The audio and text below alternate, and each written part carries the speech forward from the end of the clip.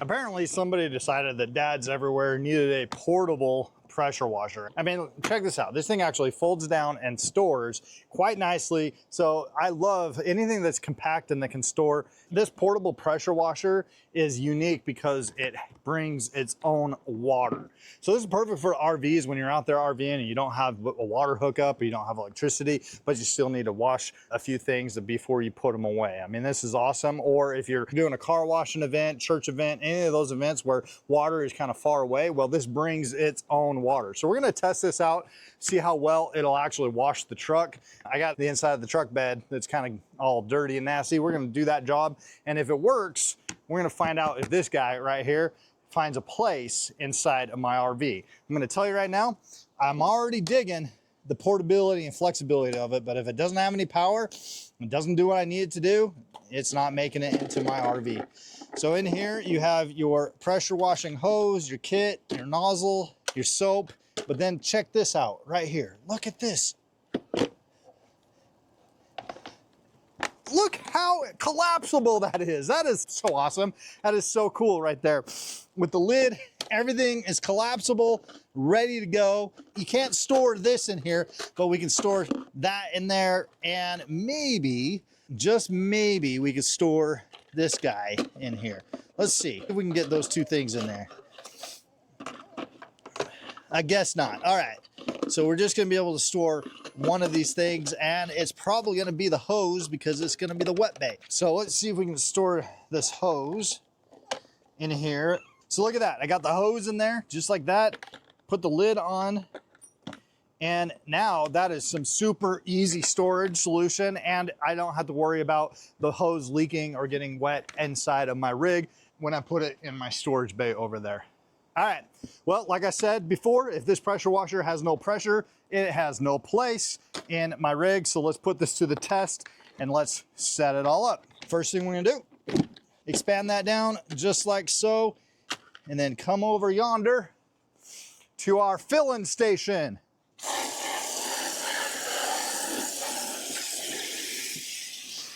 That looks like that's gonna hold about just a tad shy of 5 gallons, but that's pretty good actually.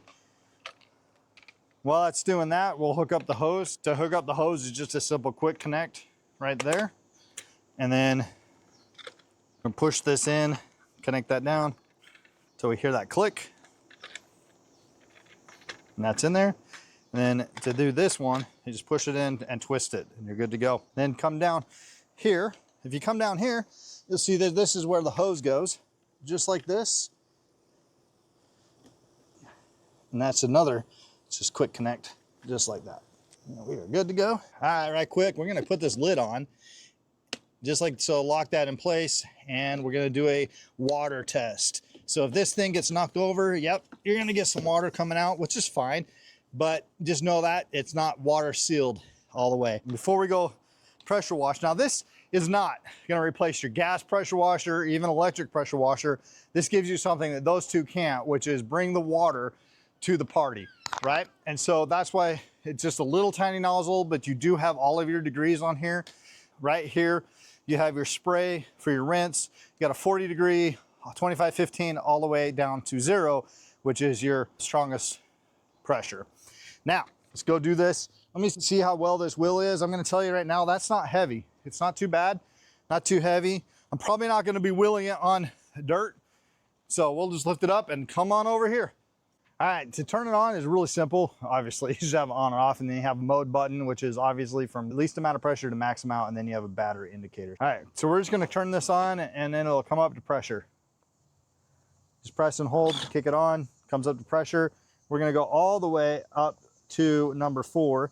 Now, the only thing I will tell you is that, just not to be confused, the number that you're seeing here does not align with the top, it aligns with the bottom. So we're actually on spray right now. So that's gonna give us that kind of a spray right there. Personally, I kind of like to live around 25 when I'm doing stuff like this, because that gives me a good surface area. So think of it as like 40 is wide and 0 is pinpoint. So if we come down here to 0 right there, that's going to give us that pinpoint spray. So if you're working on an area that has a lot of goop, which I'll show you right here, I got some goopy area right here, and we're gonna just get that up with 0. So kind of work on that. The hard stuff coming up, see how that's coming up? Some just sand, dirt, mud. I don't think I would do a 0 with an electric pressure washer, but this one doesn't have that, 2,000, 3,000 PSI that electric one does or a gas one does. So you're just fine with the 0 right here. Just to get that dirt and grime kicking off. I mean, that is doing a good job right there, in my opinion. That's doing what I wanted it to do and doing what I was hoping for it to do. All right, I'm gonna jump up in here and we're gonna see with that amount, how much water did I use? Well, come over here and look.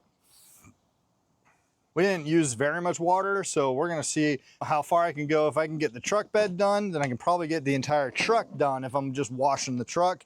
And that's probably about how much water I would think I would have on here. So it makes it super easy, super useful for jobs like this where you don't have access to water. So let's get this done.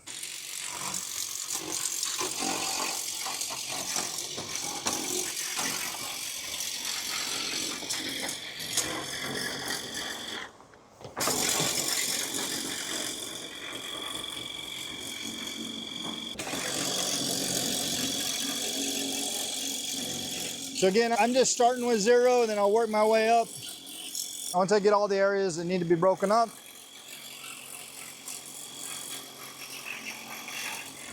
And 0 looks like it's doing a pretty good job. This truck bed is probably never gonna look so clean. It's been a long time since this has happened. All right, I'm gonna just do a quick rinse now of all this loose stuff I've gotten loose. I'm gonna go to 40 on here. And get all that dirt and grime off.